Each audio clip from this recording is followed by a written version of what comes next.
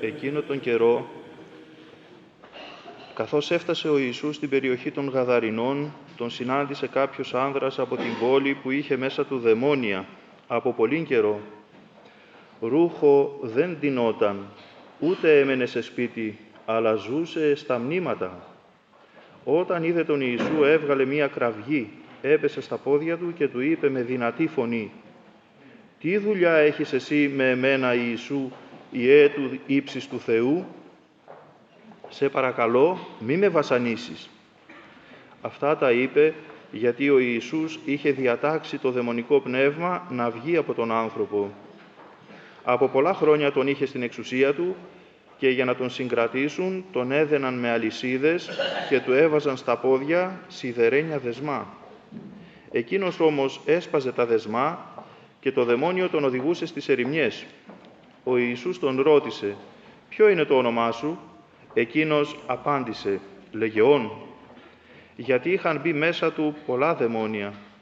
Τα δαιμόνια λοιπόν τον παρακαλούσαν να μην τα διατάξει να πάνε στην Άβυσσο. Εκεί κοντά ήταν ένα κοπάδι από πολλούς χοίρους που έβοσκαν στο βουνό και τα δαιμόνια παρακαλούσαν τον Ιησού να τους επιτρέψει να μπουν στους χοίρους και τους το επέτρεψε. Βγήκαν λοιπόν από τον άνθρωπο και μπήκαν στους χοίρους. Τότε το κοπάδι όρμησε προς τον γκρεμό και πνίγηκε στη λίμνη. Μόλις οι βοσκοί είδαν τι έγινε, έφυγαν και το είπαν στην πόλη και στην ύπαιθρο. Βγήκαν οι άνθρωποι να δουν τι έγινε και ήρθαν κοντά στον Ιησού. Βρήκαν τον άνθρωπο από τον οποίο βγήκαν τα δαιμόνια να κάθεται δίπλα στον Ιησού, να φοράει ρούχα και να φέρεται λογικά και φοβήθηκαν. Όσοι είχαν δει τι είχε γίνει, τους είπαν για το πώς ο δαιμονισμένος σώθηκε. Τότε όλο το πλήθος από την περιοχή των Γαδάρων παρακαλούσαν τον Ιησού να φύγει από κοντά τους, γιατί τους είχε πιάσει μεγάλος φόβος. Εκείνος μπήκε στο πλοιάριο για να γυρίσει πίσω. Ο άνθρωπος από τον οποίο είχαν βγει τα δαιμόνια τον παρακαλούσε να τον πάρει μαζί του. Ο Ιησούς όμως του είπε να φύγει με τα παρακάτω λόγια: «Γύρισε στο σπίτι σου και διηγήσου όσα έκανε σε σένα ο Θεός». Εκείνος έφυγε διαλαλώντας σε όλη την πόλη όσα έκανε σε αυτόν ο Ιησούς. Τίμιε Πάτερ, αγαπητοί εν Χριστώ αδελφοί, στο σημερινό Ευαγγελικό Ανάγνωσμα έχουμε το ίδιο θέμα που είχε διαπραγματευτεί και ο Ευαγγελιστής Ματθαίος στην Πέμπτη Κυριακή και το ακούσαμε μέσα στο καλοκαιράκι. Έχουμε τον Κύριό μας στην περιοχή των Γαδαρινών. Είπαμε τότε ότι υπάρχουν κάποιες μικροδιαφορές στα Ευαγγέλια, οι οποίες όμως δεν θα πρέπει να μας σκανδαλίζουν. Ίσα-ίσα αποδεικνύουν ότι τα Ευαγγέλια είναι γνήσια και δεν είναι σκηνοθετημένα και ότι είναι το αποτέλεσμα της συνεργασίας του Θεού με τον άνθρωπο και δεν είναι ουρανοκατέβατα. Ας εισέλθουμε λοιπόν στην ουσία των πραγμάτων. Τρεις είναι οι μεγάλοι εχθροί του ανθρώπου. Οι εχθροί στην πορεία μας προς τη σωτηρία. Ο πρώτος εχθρός είναι μέσα μας. Είναι ο ίδιος ο κακός μας εαυτός. Ο δεύτερος εχθρός είναι το κακό που υπάρχει γύρω μας, στον κόσμο.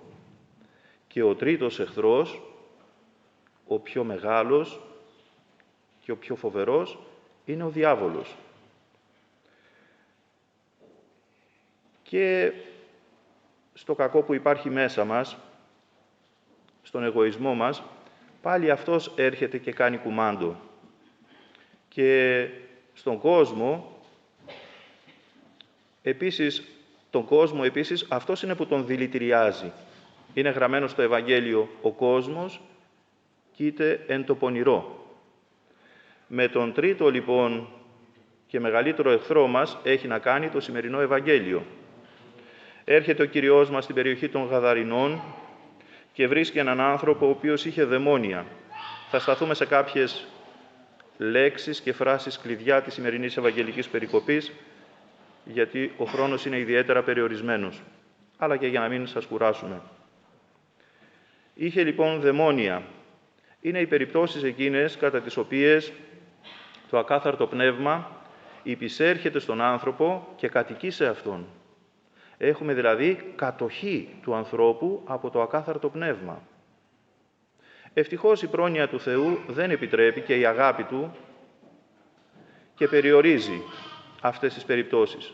Για να συμβεί κάτι τέτοιο, πρέπει ο άνθρωπος να δώσει την άδειά του. Πώς? Με την απρόσεκτη ζωή του. Όταν δεν προσέχουμε τον νόμο, τις εντολές του Θεού, όταν δεν υπακούμε σε αυτές, όταν κάνουμε τα αντίθετα, τότε αποκτά δικαιώματα ο πονηρός και μπορεί να συμβεί και αυτό.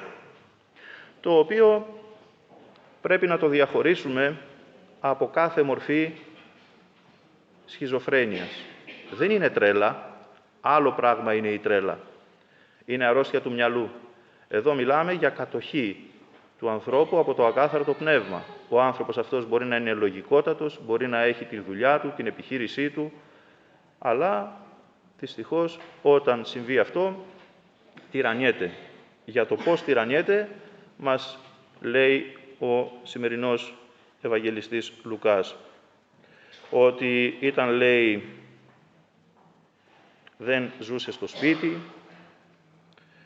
δεν ντύνονταν ρούχα, ζούσε και σύχναζε στα μνήματα, επειδή ακριβώς ήταν πάρα πολύ επικίνδυνος και για τον εαυτό του και για τους άλλους, τον είχαν δεμένο με αλυσίδες και με χειροπέδες, τις οποίες τις έσπαζε και οδηγούνταν από το δαιμόνιο στις ερήμους. Αυτά είναι τα αποτελέσματα της κατοχής του ανθρώπου από το ακάθαρτο πνεύμα. Ο άνθρωπος, αγαπητοί εν Χριστώ αδελφοί, είναι πλασμένος από τον Θεό για να μοιάσει στο Θεό. Η ζωή μας, η ζωή του κάθε ενός από εμάς τους ανθρώπους, είναι, επιτρέψτε μου να πω την αδόκιμη λέξη, αλλά θα την πω, είναι ένα στοίχημα ανάμεσα στη θέωση που μας καλεί ο Θεός και στην δαιμονοποίηση. Ο προορισμός και ο σκοπός της ζωής μας είναι να θεωθούμε, να μοιάσουμε στον Θεό. Γι' αυτό μας έπλασε ο Δημιουργός μας, για να Του μοιάσουμε.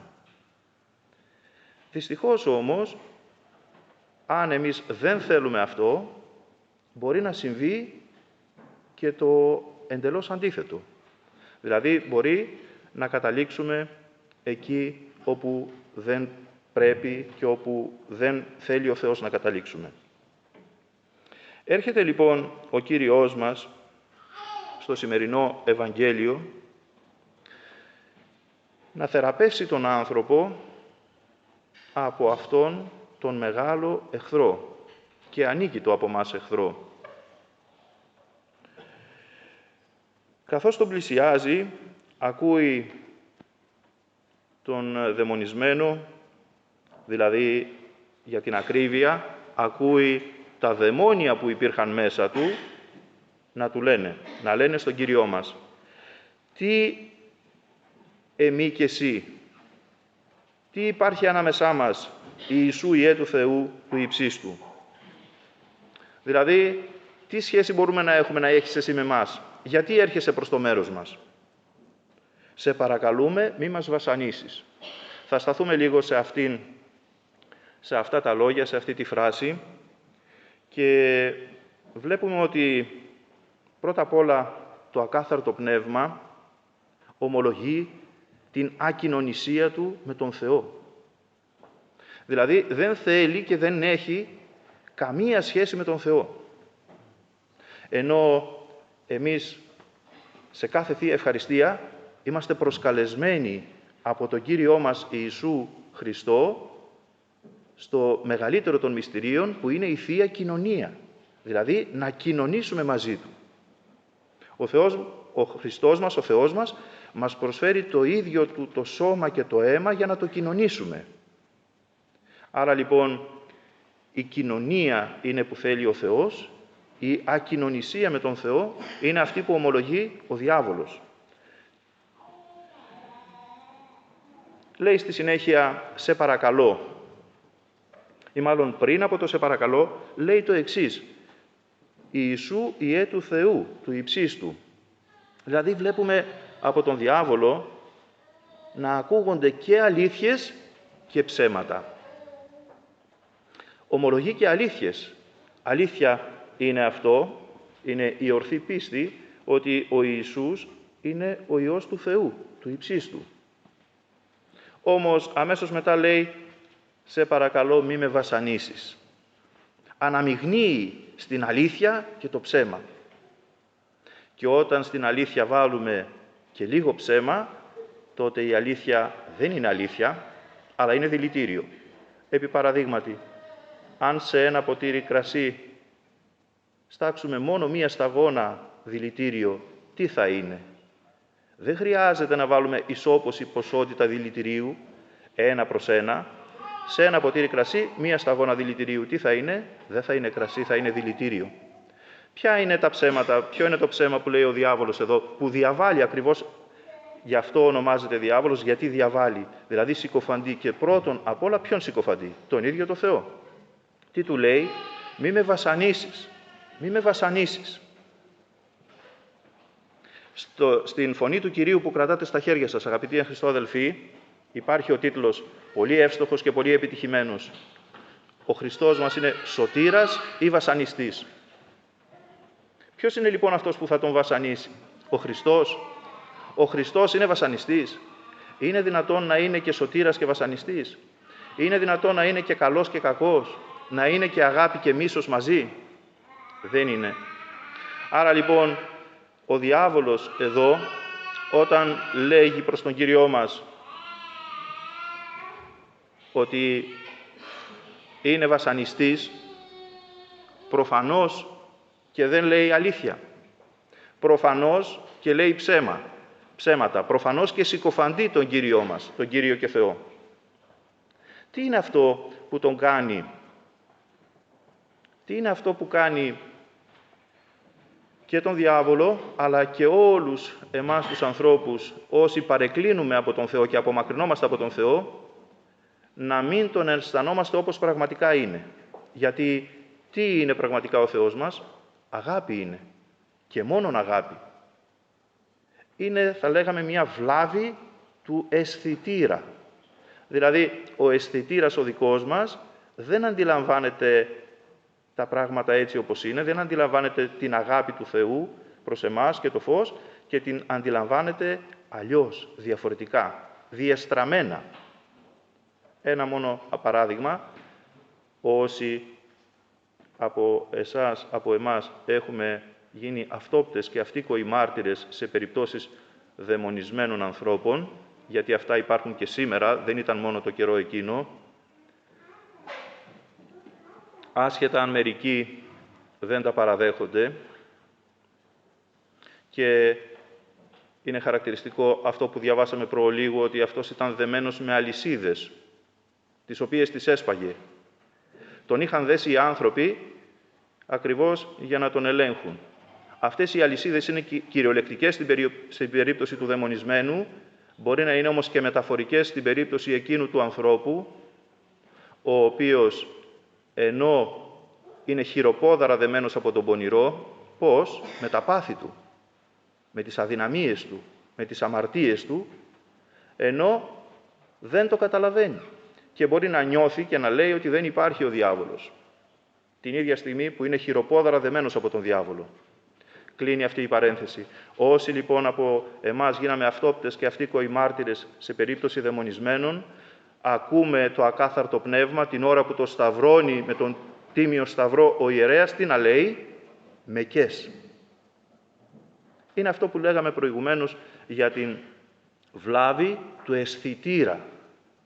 Μα είναι κακός ο τίμιος σταυρός? Εμάς ο τίμιος σταυρός δεν μας ευλογεί, δεν μας αγιάζει. Είναι λοιπόν το αισθητήριο του διαβόλου εκείνο το οποίο διαστρέφει την αγάπη του Θεού και την αντιλαμβάνεται ως φωτιά, ως βάσανο.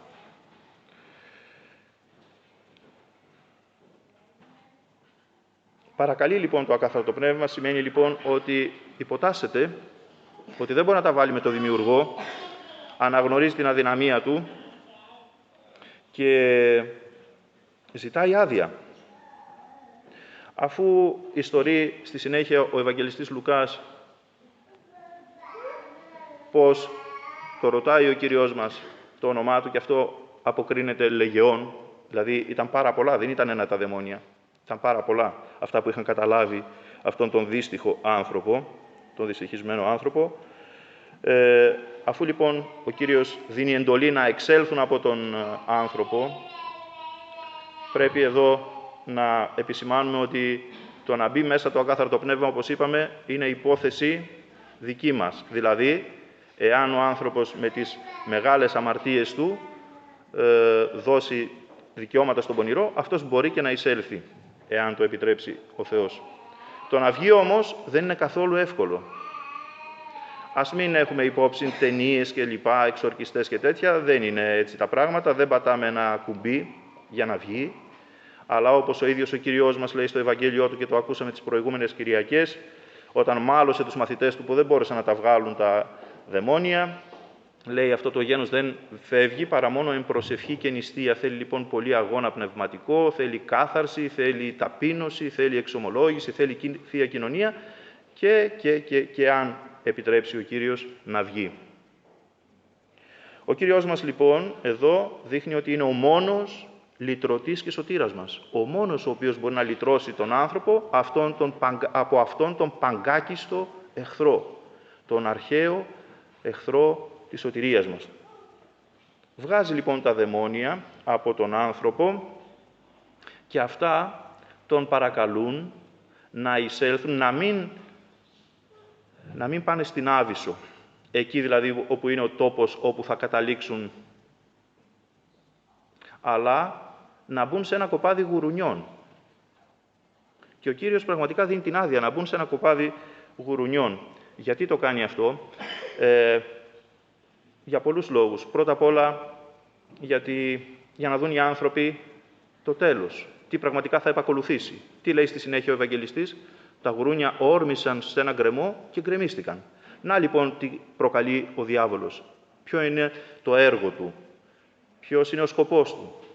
Η καταστροφή, ο θάνατος. Και αυτά που ακούμε καθημερινά, τα φρικιαστικά, τα ολέθρια, άνθρωποι να σκοτώνουν ανθρώπους, να τους τεμαχίζουν με φρικτούς, με απέσιους τρόπους. Τι άλλο είναι παρά δικά του σενάρια, τα οποία τα υλοποιούν οι άνθρωποι. Λένε όμως οι Άγιοι Πατέρες ότι και για έναν άλλο λόγο επέτρεψε ο Κύριος να εισέλθουν τα ακάθαρτα πνεύμα στην αγέλη των χήρων. Φυσικά και γιατί ήταν ένα ακάθαρτο έργο, ήταν ένα παράνομο έργο. Να δουν λοιπόν οι άνθρωποι και τα αποτελέσματα της παρανομίας τους. Ήταν σαν να λέμε σήμερα κάποιος ότι πουλάει ναρκωτικά. Δεν ήταν δραστηριότητα αυτή νόμιμη για τους Ιουδαίους. Υπάρχει όμως και μια τρίτη εξήγηση, τρίτη ερμηνεία, η οποία λέει ότι έδωσε ο Κύριος μας άλλη μία ευκαιρία στα ακάθαρτα πνεύματα, γιατί λένε οι Άγιοι Πατέρες ότι η πραγματική ατρεψία, η οριστική ατρεψία, τι σημαίνει αυτό? Δηλαδή ότι η οριστική παραμονή τόσο των αγγέλων στο καλό, όσο και των δαιμόνων στο κακό, έγινε μετά την σταυρική θυσία του Κυρίου μας. Άρα λοιπόν ακόμη, επειδή ήταν πριν την σταυρική του θυσία, υπήρχε αυτή η δυνατότητα της επιστροφής. Φυσικά όμως, τα ακάθαρτα πνεύματα δεν επέστρεψαν στον Κύριο, αλλά έκαναν αυτό που έκαναν, δηλαδή οδήγησαν την αγέλη των χήρων στον γκρεμό. Αμέσως μετά ειδοποιήθηκαν οι άνθρωποι της πόλεως και των χωριών των γειτονικών και ήλθαν εκεί, και με αυτό θα τελειώσουμε, ήλθαν εκεί, είδαν τον πρώην γυμνό, τραυματισμένο, δαιμονισμένο, τον είδαν σόφρονα, μυαλωμένο, ντυμένο. Άκουσαν, πληροφορήθηκαν το πώς έγινε αυτό και αντί να ευχαριστήσουν τον Κύριό μας και να τον παρακαλέσουν να μείνει μαζί τους, τι του είπαν? Σε παρακαλούμε, με μια ψεύτικη και προσποιητή ευγένεια, σε παρακαλούμε, σήκω και φύγε. Και ο Κύριος φυσικά έφυγε. Γιατί το είπαν αυτό? Γιατί προφανώς δεν ήταν διατεθειμένοι να θυσιάσουν αυτό που έπρεπε για να είναι μαζί με τον Χριστό μας. Γιατί η παραμονή με τον Χριστό χρειάζεται θυσίες. Πρέπει πρώτα να γκρεμιστεί ό,τι παλιό και σάπιο. Πρέπει να γκρεμιστεί η παλιά οικοδομή για να χτιστεί η καινούρια. Και όχι μόνο πρέπει να γκρεμιστεί, αλλά πρέπει να ανοιχτούν και θεμέλια. Αυτά όλα πονάνε. Όποιος λοιπόν δεν θέλει να κάνει αυτά, δεν θέλει να αποδεχθεί αυτό τον πόνο και αυτή τη θυσία, δεν θέλει τον Χριστό κοντά του και γι' αυτό ακριβώς του είπαν «σήκω και φύγε». Τελειώνουμε λέγοντας, αγαπητοί Χριστοαδελφοί, αυτό που είπαμε και άλλη φορά, ότι όλο το Ευαγγέλιο είναι ξεχύλισμα της αγάπης του Θεού. Και το σημερινό που μπορεί να φαντάζει τόσο τρομακτικό, που μας μιλάει για δαιμόνια, που μας μιλάει για βάσανα, που μας μιλάει για καταδίκες, και το σημερινό Ευαγγέλιο είναι πώς το βλέπει κανείς. Αν το βλέπει μισοάδιο το ποτήρι, τότε πραγματικά θα μείνει σε αυτή την μίζερη και εκφοβιστική εκδοχή. Εάν το βλέπουμε όμως όπως πρέπει να το δούμε, τότε τι άλλο είναι παρά κι αυτό ένα σημάδι της αγάπης του Χριστού. Να λοιπόν ο Χριστός μας λέει, δηλώνει παρόν και σήμερα και λέει «Είμαι εδώ, άνθρωπε, για να σε λυτρώσω και από αυτόν τον μεγαλύτερο εχθρό σου, τον διάβολο». Και μπορούμε πραγματικά να τα καταφέρουμε, όπως τα κατάφεραν όλοι οι Άγιοι της πίστεώς μας και ο σήμερα μεγάλος εορταζόμενος Άγιος Ιλαρίωνας, μαθητής του Μεγάλου Αντωνίου, ο οποίος Μέγας Αντώνιος, και με αυτό θα τελειώσουμε, είναι άλλωστε γραμμένος στις εικόνες του, λέει «Είδον εγώ υπλωμένα στα σπαγίδας του διαβόλου». Είδε λοιπόν τις μεθοδίες του διαβόλου, μάλιστα, όπως λέει ο βίος του Συναξάριτου, κάποια στιγμή που οι δαίμονες του επιτέθηκαν και τον είχαν ξυλοκοπήσει, τότε του εμφανίστηκε ο Κύριος μας. Και παραπονέθηκε ο Άγιος Αντώνιος και του είπε του Κυρίου μας, λέει «Μα πού ήσουνα, Κύριε, γιατί δεν ήρθες να με γλιτώσεις?» Και ο Κύριος του είπε «Εδώ ήμουνα και παρακολουθούσα τον αγώνα σου». Ο καθένας λοιπόν αφήνεται να αγωνιστεί όσο αντέχουν οι δυνάμεις του. Με αυτή την βεβαιότητα της αγάπης του Χριστού μας, που είναι εδώ και που μας περιβάλλει όλους, τον κάθε ένα μας ξεχωριστά με το πέπλο αυτής της αγάπης του, ας πορευτούμε στη ζωή μας. Αμήν.